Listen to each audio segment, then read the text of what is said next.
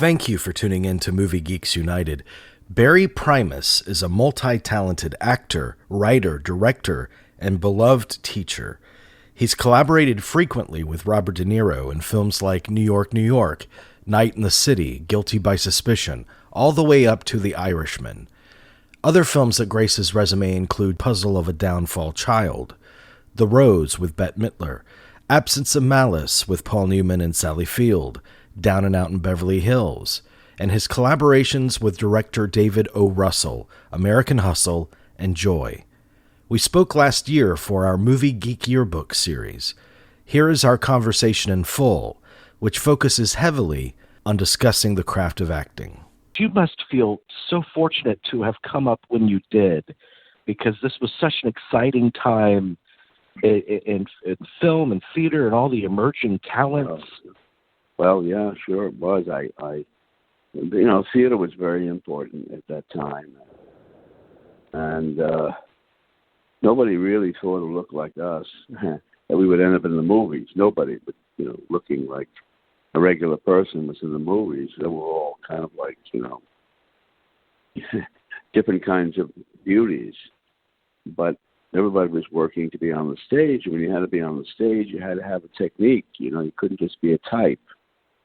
Yes, you wouldn't work very often. You had to know how to act in a certain way and have some technique. So we were all going to great classes, and there were great teachers around at that time, like Stella Adler and Sandy Meisner and Lee Strasberg and Uta Hagen, who I studied with. And so it was an exciting time, everybody was around at that time. And I know a lot of them today still, and many of them became, the big stars of film. Yeah. I was in, classes with Dustin and De Niro was early, and we were all in the Actors Studio, and everybody, the place was loaded with very, very talented people who emerged as big talents later. So it was a very exciting time. Time. I remember in high school when I would take drama in high school, I would study Uta Hagen's Respect for Acting. All right, but I still give that out as a teacher, sure. Yeah, what kind of a teacher was she? Book. Well, she was very generous to me and very nice to me. I auditioned for her class like you had to. She loved the theater and she loved teaching, and she encouraged each student in a very particular way. She didn't have deep personal relationships with the students, which I later on had with my teachers. She stayed away from getting too involved with anybody, and since I was a kind of volatile young man, her best way of working and dealing with me was to let me just sort of be and give me small hints and push me in certain directions, rather than have me combat her, or which I had done in a lot of situations where there was authority involved. She didn't have that big authority. She was very lenient and saw each person as a potential artist, I guess. Mm-hmm. And she really did have a respect for acting. She brought that. That's what those teachers brought from that time, that the work was important. And she was one of the people that made me think that, studying acting and being an actor, even just studying, would make you feel more alive. I think it's Stella Adler who said that someone says they want to act, what they're really saying is, most people are really saying is that they want to live in a louder way, in a bigger way, and there was a dignity about it also that made you feel that you were dealing with somebody, a real master of some sort. She was a wonderful actress also to watch. But she was very kind to me, and I did a scene and she liked it, and she asked me if I had money.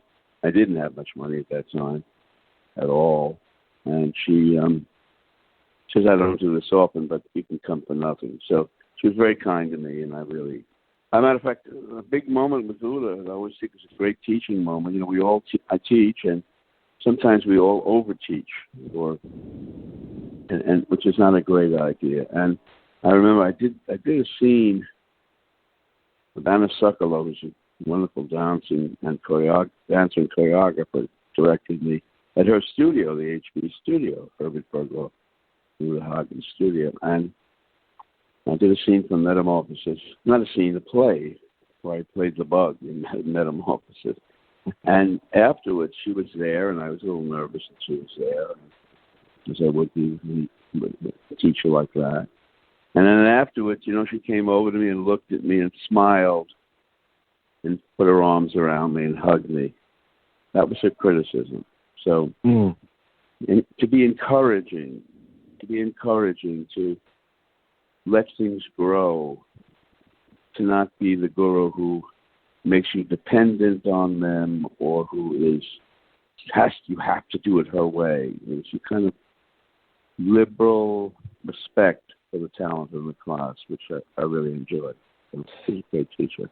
Yeah, and as a teacher yourself and a director and an actor, that must be a special gift that a director must have to know when to pull back, to know when to offer guidance. Yes, you know, Elia Kazan, who I worked with, who was considered, you know, probably, you know, one of the masters of all time acting. Had the greatest performances were all in his movies, and we were all thrilled with those performances and those actors that he kept. He once said something to me, I think he said it to me. I was directing something, and he said, directing is easy, Barry. You just have to know when to talk and when not to talk. And then I kind of frowned, not knowing what to make of it. He'd say, oh, don't worry about it. It takes a lifetime to figure that one out. And he was right. Yeah. In other words, every time you talk, you take on responsibility. So when you're working with somebody, you have to say, would my comment here get them to go further? Or would my comment here stop them from growing in a natural, organic way? Am I going to make things better, or am I going to make things worse? Now, when you're shooting a movie in particular, you have to have this on your mind 24 hours a day when you're watching the act. You have to say, shall I get them to go further? Shall I not get them to go further? If I speak, I now take on responsibility. Should I do that or not? And so, yes, it's a special gift. It requires confidence in yourself. It requires confidence in the actor in front of you. It also requires something like somebody Marty Scorsese has, you know. I just saw The Irishman last night. He has this ability to believe in the actor he cast and to let that actor flourish, you know, to coach him in the way that he can do it. I think that's his big thing. And a lot of times, directing is, I always say to the students, if a scene is being done very well, you don't need to say anything, and you don't say anything. Is that directing? And the point is, it is. You know, it is directing. It's a decision. It's just as much as, you know, going on and on and on. So, you know, it's interesting when you were talking about the different ways that your teachers expressed to you why acting mattered. Right. I think about this a lot because so many of us, including myself at times, I feel like a stranger in my own life. Like I'm not truly experiencing things. And one of the tenets of acting is to live in the moment, to be present. Right. Well, yes. And you know, you have to do all that work, you know, all that work when you get the script to figure out what it's about. And then once you figure out what it's about, and once you experiment with possibly how to go about it, and who you are in relation to that character, what part of yourself you're going to use, what side of yourself will you use.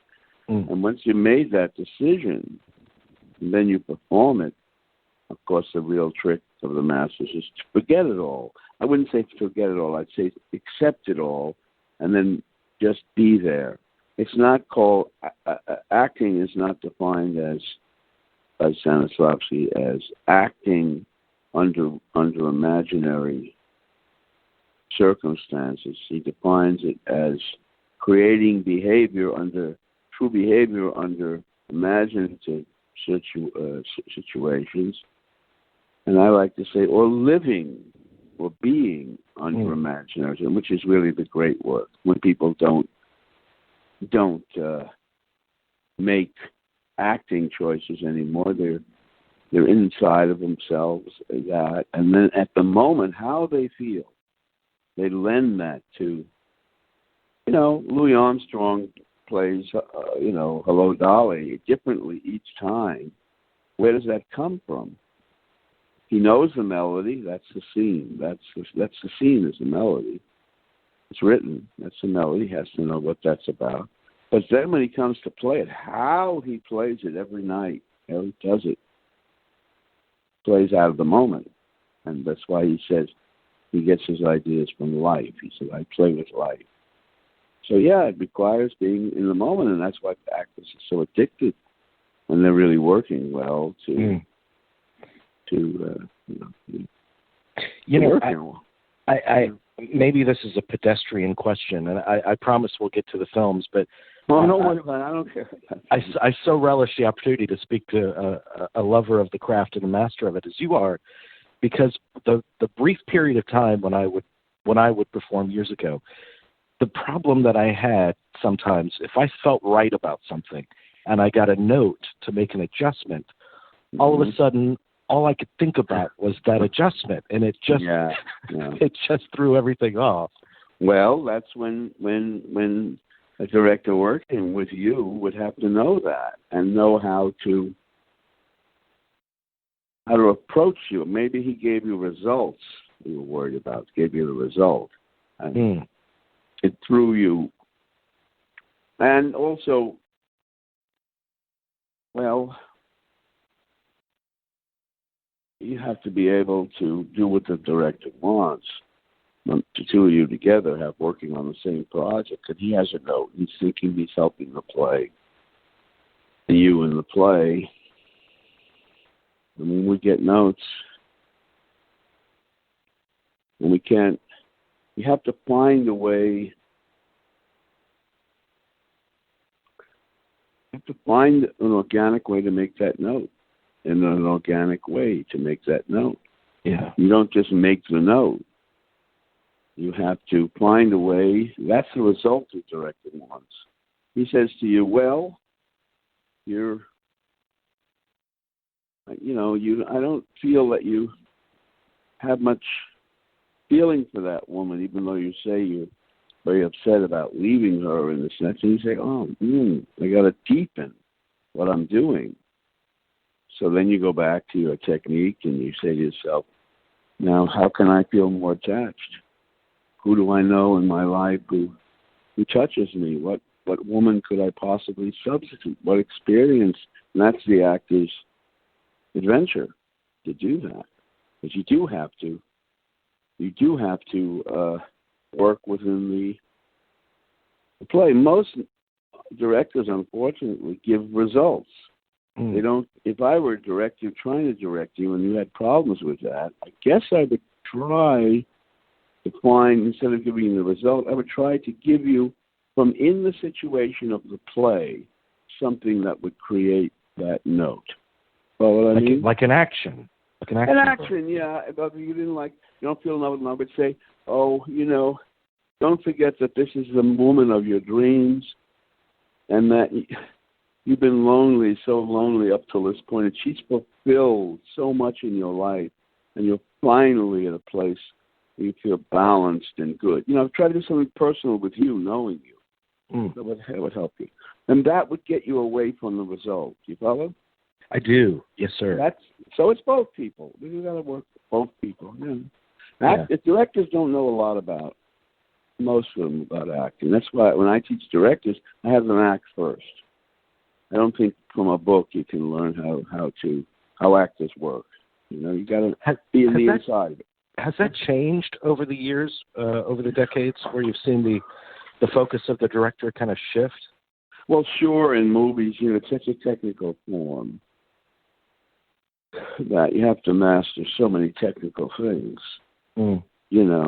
that acting seems, actors are very well developed, many the ones who hire in movies and things, and plays.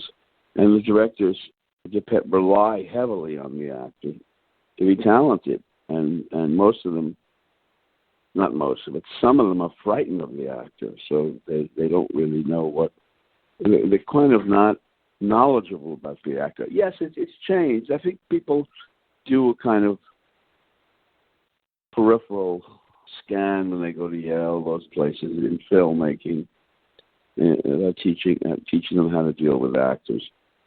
But it's changed. I mean, when you go to plays now, many times the last things they work on is the acting. It's tired. So I think it's. But on the other hand, the acting seems to be quite good in things. Yeah. So I don't know, but I do think that we don't hire directors necessarily because they're good with actors. That's just not something that comes with the primary focus of hiring a director. So, yes. Well, the first movie I want to discuss with you is you did with a director who certainly knew actors. And I spent all day talking about Martin Ritt's career with a couple of interviews I did the other day. And he was an extraordinary filmmaker who made extremely powerful and sometimes very popular movies, and yet he's a filmmaker that has somehow remained under the radar to the general public. It's odd. It's what an enormous talent he was. Well, he was, and he did wonderful films, some wonderful films. Yeah, I did I did a small role for him in The Brotherhood, and it's the first movie I ever did. And he wanted me to play the lead. I was interested in actually playing the lead, but Alex Korn had already been cast, and maybe I wasn't quite right. But Kirk Douglas was in it. It was a big actors movie. And there were a lot of famous actors in it, and this and that. But I became friendly with Marty later when I was working as an assistant to Mark Rydell, a director, by the way, who's terrific with actors in his movies, like On Golden Pond and The Rose and those things. And we used to have lunch a lot, Marty. He was he was a stage director, and I saw, he did Arthur Miller's Butte and the Bridge on Broadway, and I believe he did Clifford Odets' The Flowering Peach, and I believe he worked with Kazan at one time too. Yeah, I don't know whether Marty Ritt was blacklisted. He might have. He was. Yeah. Well, everybody was. Who's any good? Well, you brought up something interesting. We'll skip around a little bit, but when you talk about the work that you did with Mark Rydell, was that a period of time where you were focused on learning as much about the industry outside of acting? That's right. Yeah, that's right. Well, I knew Mark from the Actors Studio. He was a terrific, charismatic director, and very good with actors, and was a very good actor, and himself and his. And I showed him a short I made, and he said, "Wow!" So then The Rose came up, and he asked me if I would play a part in it, part of the stage manager with Bette Midler. And then I think I might have said to him, "I'd like to assist you." He said, "Yeah, I'd love to have you assistant." So I became an assistant on that. And I followed the entire movie. I cast it, I was part of the casting process. I shot the second unit, which was thrilling because I worked for the cinematographer on that movie, who was Vilmos Zsigmond. Wow. He became a very terrific person. I think I did 3 movies with him, maybe 4. And he really was a master with the camera. And then I also ended up editing with and that was a fantastic experience. And looping the movie, I think I was the looping director for the European edition of that with Bet. I had a very good relationship with Bet and Midler. And I believe she knew me, and because she had seen me in the park, Shakespeare in the Park. She knew I was. And so I came on when she came on, and I became her, I don't know, kind of confidant and helper and this and that. When the scenes were happening, Mark would sometimes say, maybe you could help Bet with this, and Bet would ask me to tell her something, and I would look at the scene and whisper in her ear some kind of little nugget that might help or might not, and she was so brilliant anyway. We became friends, and we're still friends, So, yes, I wanted to know about that, and I Mark thought I could direct, So it was fascinating to be a part of the system in a way, part of the 20th century. I had a parking space, and and also casting was a very very heady experience. I started to cast. I did that for Mark on that, and I did it on Golden Pond. Did it on The River, which I was also in with Mel Gibson, and he sent me around to, places to cast. We were casting Farm Boys, and I went over to Memphis and taped a lot of kids, and it was quite a very fascinating experience, and also a great step towards directing.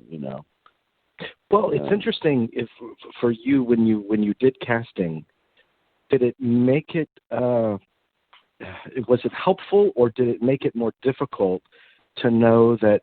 Look, I'm this person. I've been at the other end of this table myself, auditioning. Well, it probably helped. It made it agony, but it probably helped. Yeah. It made it. I think Harold Clurman, the very important director from the group theater, said, it was in one of our books, but Harold I knew because I was at Lincoln Center. He was one of the directors there.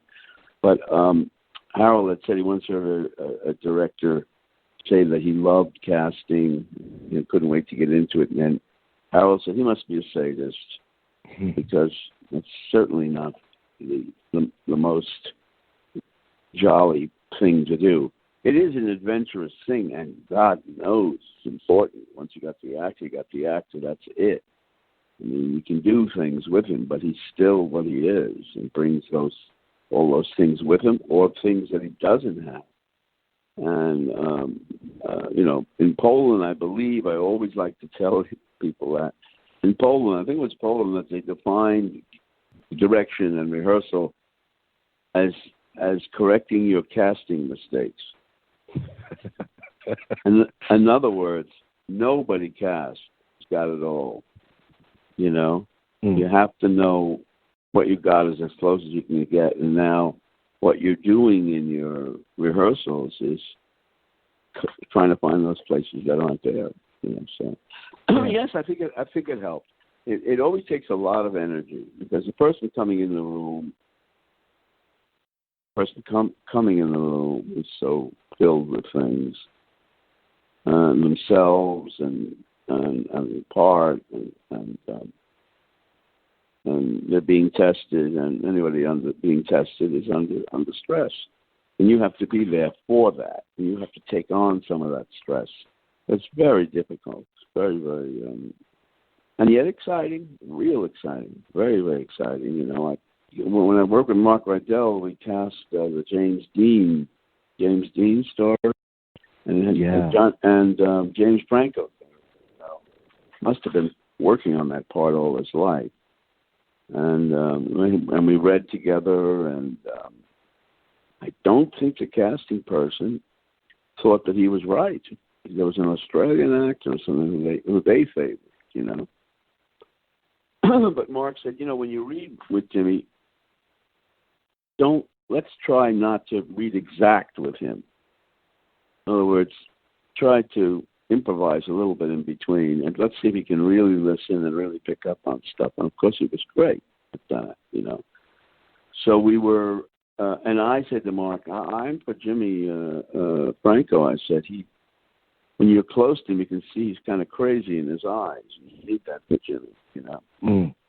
So, yeah, it takes a lot of effort, and it's exciting at the same time. Really, really exciting, you know. And also, you should bring somebody with you when you're casting who's an actor, not read with the casting. I do that, you know. Sometimes you'll go out and read something, and the casting director will read it to you and run the camera. And you're thinking, wow. Mm. You know, Very impersonal, yeah. Well, it's hard to do. You have to supply what's not there. Yeah. Yeah. So. Let me ask you about another filmmaker that you worked with early on, and this was a primary juicy role for you in Puzzle of a Downfall Child. Oh, well, I met him last night at the opening, Jerry Schatzberg. I met him last night at the opening of The Irishman, and he tells me that movie has been really, you know, keeps being played in France particularly, and that they're issuing it again. There's always an interest in that movie because it was kind of shortchanged when it came out. And if you look, I don't know if you've ever seen it, have you? Yeah, of course, yes. Well, you know, it's a very advanced movie for its time. Yes, sir. You know? Very, very European looking, and I loved working with Jerry, and I got that role from Faye Dunaway, who was in the company with me at Lincoln Center, her and Jerry.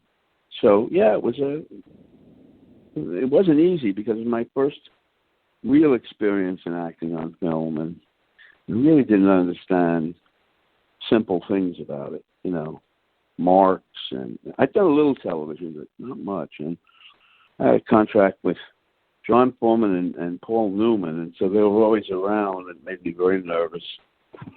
and this was Jerry Schatzberg's first movie, so he also had his own hands, you know, he was sometimes you know, he was terrific to work for, but I remember in that movie there were some people, technical people, who, in retrospect, had too much say in what the actors were doing. The sound guy, the script supervisor, they made comments to me. That threw me all the time, and it wouldn't today, but it did. Anyhow, it was very nice because Jerry, I played a photographer, and Jerry, high fashion photographer, which is what Jerry had been, a big one, a wonderful one, and he got me involved in that world, and I sent me to photographers to learn how to shoot, and yeah, so you didn't feel like you were playing an extension of Jerry I did. Schatzberg. I did in a way. Yes, I did. I did. My hair looks like his, if you remember, and he, and you know, and Faye was somebody that he had a long relationship with. So yeah, I did in a way, but that didn't interfere with it, and that could be very helpful. Mm-hmm. You trust the director knows what he's talking about, you know. But I was very beginning of the movie. I was more nervous, and then I hooked on to a wonderful coach and teacher at Uta Hagen's studio, Walt Whitcover, and he kind of rehearsed together because it was something I didn't understand. There was no rehearsal for the film. And so it happened when it happened. And so Walt and I got together, and he helped me through the latter part of the film. It was a kind of strange role because it's about a guy who's in love with somebody who presses it through the whole film, basically. Mm. And so it was interesting. Yeah. I love I love Jerry Schatzberg. So he's been on the show a couple of times, and several of his movies have caught on years after they've been released. And I guess that speaks to just how sophisticated the director he is. Yeah, Panic in Needle Park, and yeah, sure. Scarecrow? Scarecrow's good. Yeah, Scarecrow's good. Well, yeah. Well, he mentioned last night that movie has gotten a lot of play all over the place, and so next time you have him on the show, tell him you talk to me. You know, I definitely will. Yes, sir. Yeah, great. Boxcar Bertha, I want to talk a little bit about because with Marty last night. Yeah. Absolutely. And what a phenomenal movie. You see a Roger Corman production, but you see all of Scorsese's all of his themes that recur throughout his career. Everything is there. That's true. That was a very exciting time, and you know, I didn't know who Marty was, but Roger Corman and I had done a film together called Von Richthofen and Braun, where I played Goering, the German general when he was young, and John Philip Law played Von Richthofen, and Roger directed it, and got flyers and shooting the Red Baron, and when that movie was done, we got along well, Roger and I, and Julie Corman, who was his wife at the time, his wife now. Yes. They weren't married; they got married after this, and called me and said, "We got a film here. I think it's come from a book called Sisters of the Road, but they called it Boxcar Bertha, about a woman who rode the boxcars." And so she said, "You know, we'd like you to do it." I said, "Oh, yeah, well, anything you're doing, Roger." "Yeah, sure, I'd love to." She said, "Well, I read it," and I said, "You know, I'd like to direct that. My father was a salesman at that time in the South, so I know a little about it. You know, my father was like my character, you know, and wandering around, not wanting to open up his mouth because he was from the North. And there was a lot of prejudice against the North at that time. So I said, you know what, I have somebody in mind. I went up to San Francisco and I saw shorts, and I think he said I saw Who's Knocking. Guess Who's Knocking? Some version of Marty's first NYU movie, you know, that he put together at NYU. I said, I think he's very talented. I was thinking of having him direct it. Now, Roger was living above a restaurant called the Old World. It was on Sunset Boulevard. And just above us, he goes, "Oh, why don't you go down and meet him? I don't have time," or something like that. "But why don't you see him? You know, kind of tell me what you think of him, you know." So I went down to interview Marty, and Marty showed up. He was working for John Cassavetes as a sound editor on, I think it was Husbands. And he came, and he was full of energy, popping in and out with tremendous energy that he has. But he brought a whole little suitcase, not a whole little book of, like a suitcase full of pictures that he had drawn of the movie, different shots. And so when he would talk to me, he would flip open another picture and tell me about it. And we could tell right away he was, you know, he was unusual. And of course he was not only unusual, but you know, very fetching. You know, you wanted to be with him. And you know, he told me some things that I thought were very talented. I played Rake, and he's frightened of guns. He said, "Well, because Rake is frightened of guns, Barry, then I'm going to show you always from the gun. You know, I'm going to shoot you from the gun up a lot. You know, shoot from that area to there, and then when you die, we'll go back and somehow you'll understand what we were doing." And he kind of showed me a picture of it, and I thought, he really thinks in terms of film, you know. So yeah. So that was what happened. Now I had met Marty before, so it's not totally I'm positive. Wait a minute. Yeah, it was before. I had met Marty before when Brian De Palma had been around when I did a movie called Been Down So Long It Looks Like Up to Me. And Brian had been around. And he said to me one day, I know a movie is going to be made by a director who knows more about movie making than anybody alive except Bertolucci. So I said, who's that? He said, his name is Marty Scorsese. He's made one little movie. Maybe you could do this movie. It's called Gaga, which in Italian I think it meant shit face, something like that.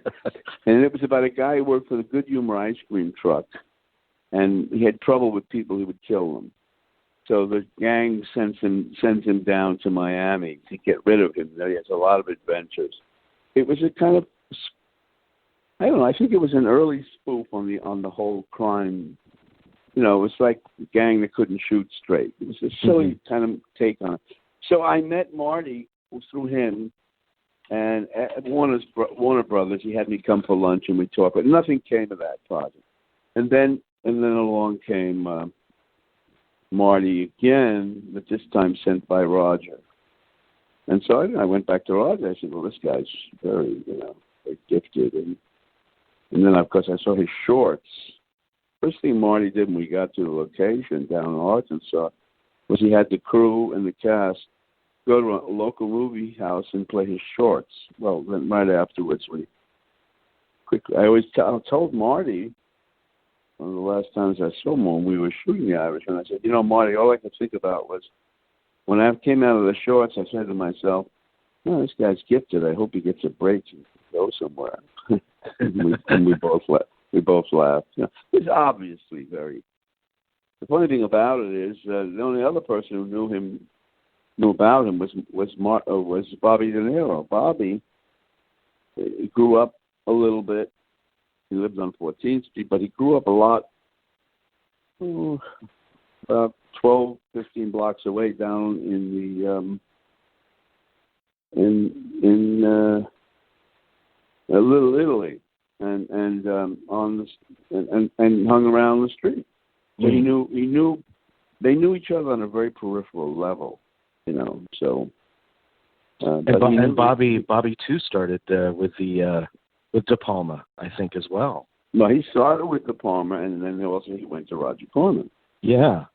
So I never made the movie with Brian. I just knew him at that time. That was the only time I was involved with him. Yeah. Well, we will have. We're actually taping our interview with Corman next week for this series. You're kidding me, Roger? Yeah. You are going to be in my love. Would you send him my love? I definitely will. I think he was a great guy. So generous and so helpful and so interesting, I had kind of a nice relationship with him years ago. We used to hang out, and when he came to New York with Julie, we'd go to the Russian Tea Room. I'll never forget when he came to the Russian Tea Room and told me he decided to rep a movie from Sweden.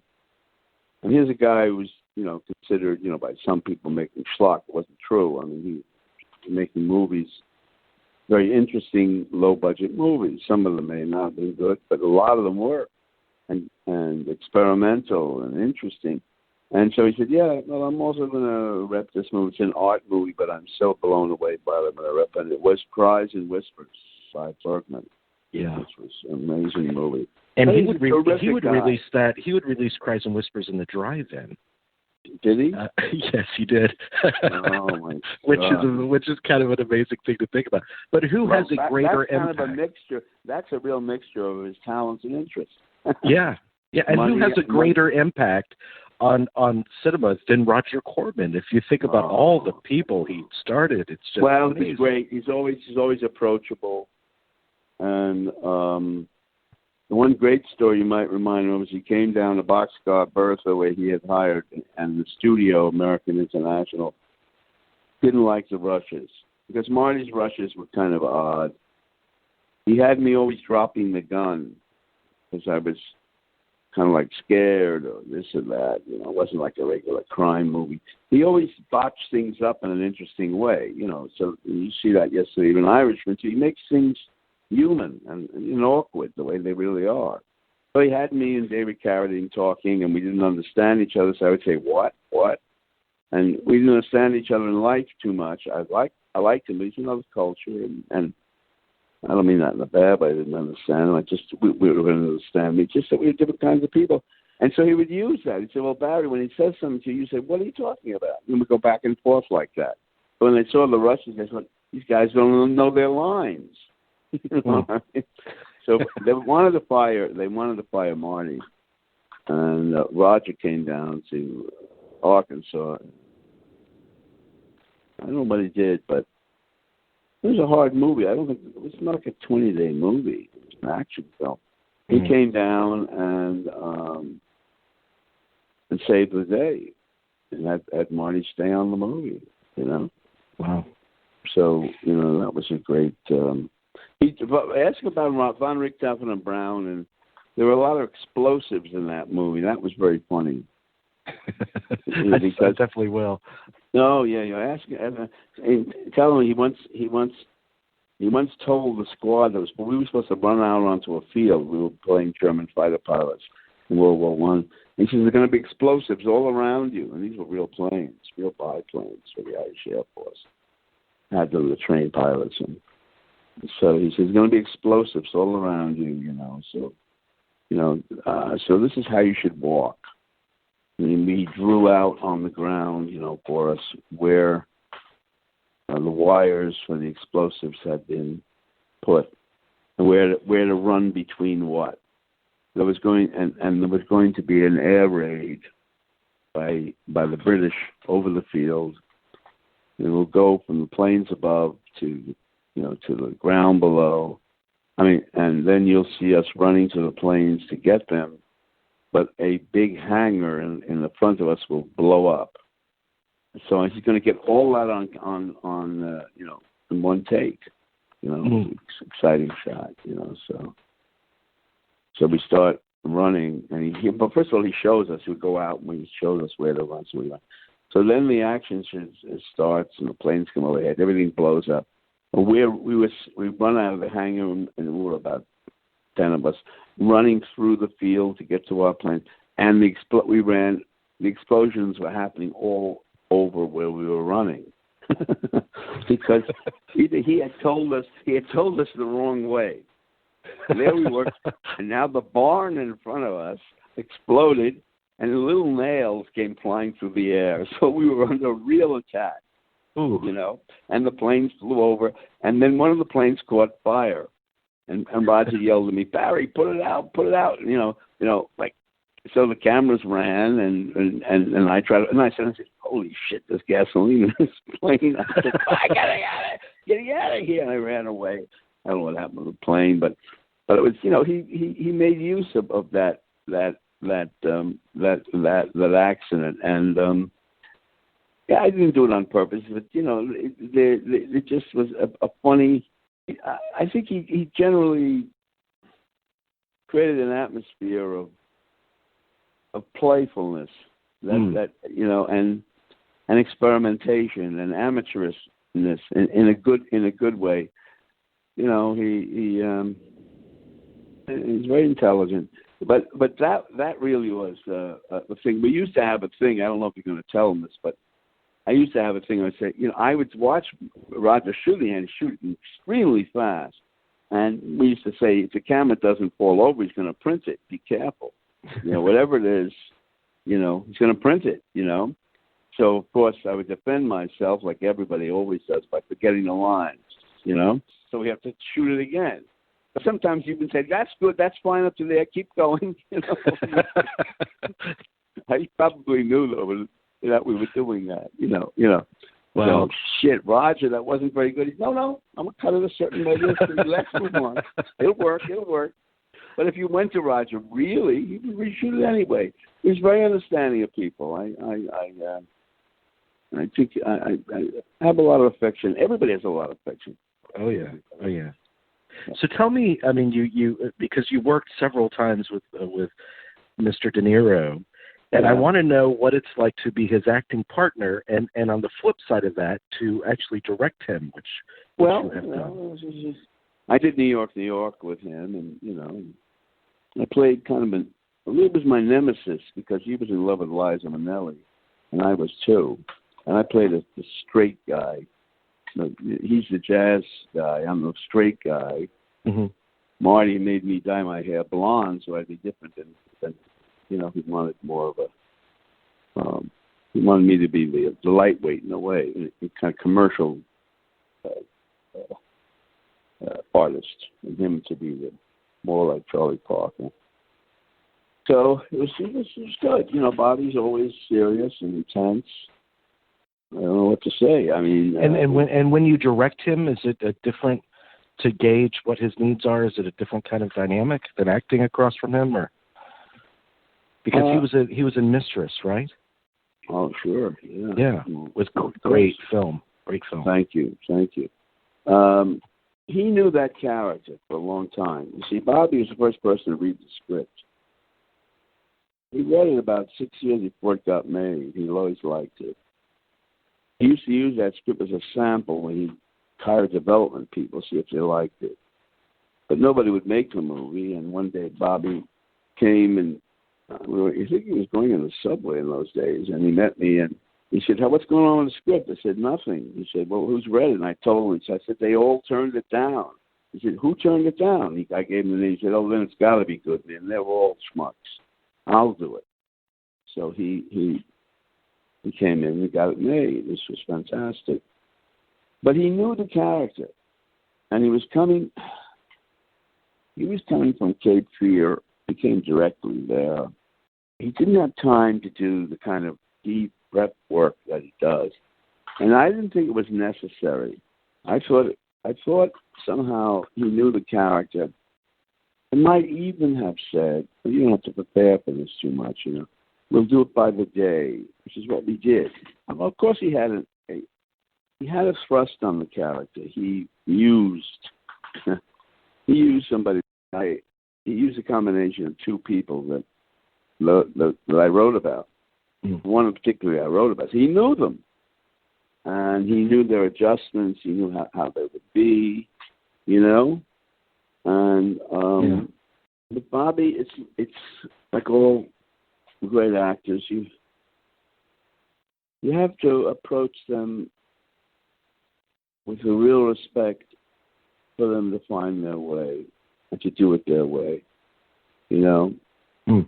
You can't tell someone like that they're wrong, like in high school. That's what I think Marty and Bobby have in common.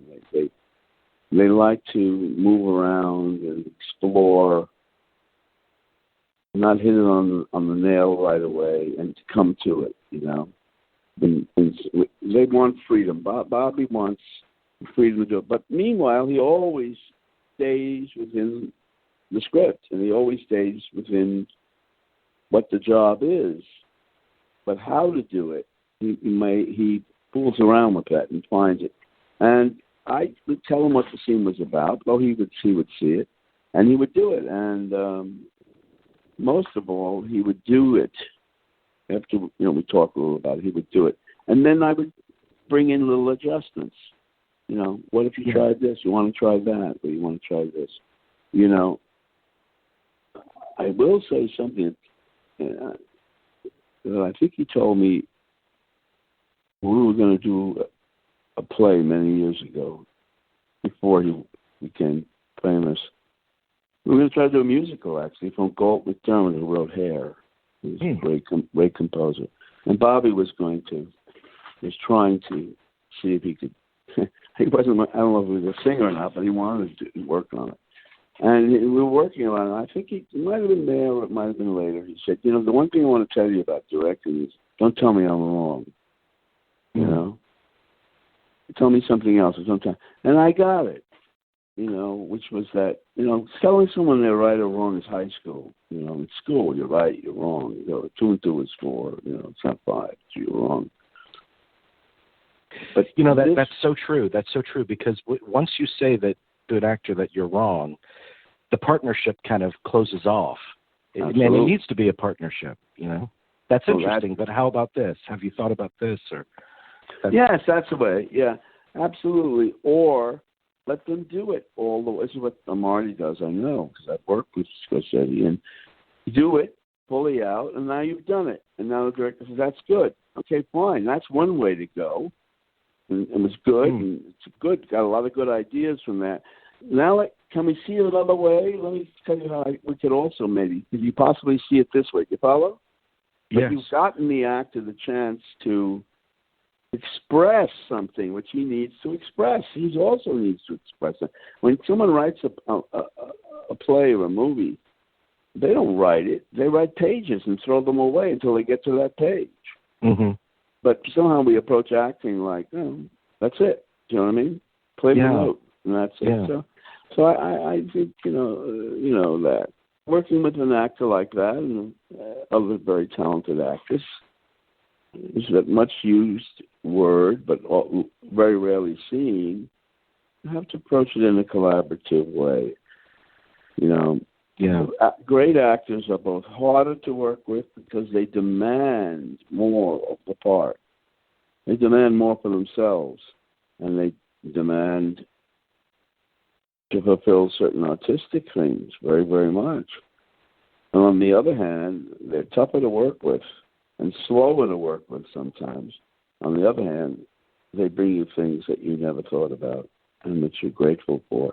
I think it was Kazan who said that Brando, working with Marlon, you know, he just would tell him things and what he wanted, and then he would say, you then would tell him things, and he would find he would want to be left alone to find a way to do them and make them his own. And then he said, with Brando, you often told him a couple of things, and then you would pray for a miracle, and more often than none, that's what would happen. You know, so he tried to get out of his way, help him and get out of his way at the same time. You know? When you have talents like that, you have to appreciate their needs, their creative needs too.